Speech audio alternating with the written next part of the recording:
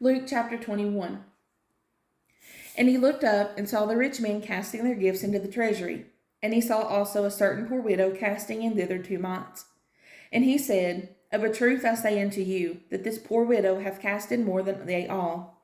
For all these have of their abundance cast in unto the offerings of God, but she of her penury hath cast in all the living that she had. And as some spake of the temple, how it was adorned with goodly stones and gifts, he said, As for these things which ye behold, the days will come in the which there shall not be left one stone upon another that shall not be thrown down.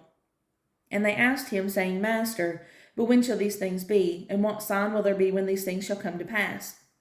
And he said, Take heed that ye be not deceived, for many shall come in my name, saying, I am Christ, and the time draweth near.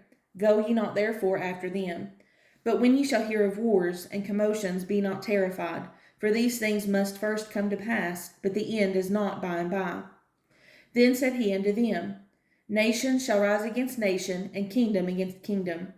And great earthquakes shall be in divers places, and famines, and pestilences, and fearful sights and great signs shall there be from heaven. But before all these, they shall lay their hands on you, and persecute you, delivering you up to the synagogues, and into prisons, being brought before kings and rulers for my name's sake. And it shall turn to you for a testimony. Settle it therefore in your hearts, not to meditate before what ye shall answer. For I will give you a mouth and wisdom, which all your adversaries shall not be able to gainsay nor resist. And ye shall be betrayed both by parents and brethren and kinsfolk and friends, and some of you shall they cause to be put to death. And ye shall be hated of all men for my name's sake. But there shall not an hair of your head perish. In your patience possess ye your souls. And when ye shall see Jerusalem compassed with armies, then know that the desolation thereof is nigh. Then let them which are in Judea flee to the mountains, and let them which are in the midst of it depart out, and let not them that are in the countries enter thereinto. For these be the days of vengeance, that all things which are written may be fulfilled. But woe unto them that are with child, and to them that give suck, in those days. For there shall be great distress in the land, and wrath upon this people. And they shall fall by the edge of the sword, and shall be led away captive into all nations. And Jerusalem shall be trodden down of the Gentiles, until the times of the Gentiles be fulfilled.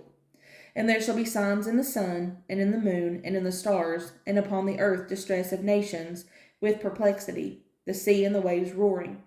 Men's hearts failing them for fear, and for looking after those things which are coming on the earth, for the powers of heaven shall be shaken. And then shall they see the Son of Man coming in a cloud with power and great glory. And when these things begin to come to pass, then look up and lift up your heads, for your redemption draweth nigh. And he spake to them a parable. Behold the fig tree and all the trees. When they now shoot forth, ye see and know of your own selves that summer is now nigh at hand. So likewise ye, when ye see these things come to pass, know ye that the kingdom of God is nigh at hand. Verily I say unto you, this generation shall not pass away till all be fulfilled. Heaven and earth shall pass away, but my words shall not pass away.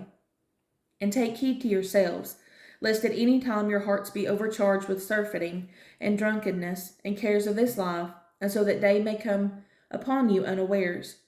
For as a snare shall it come on all them that dwell on the face of the whole earth.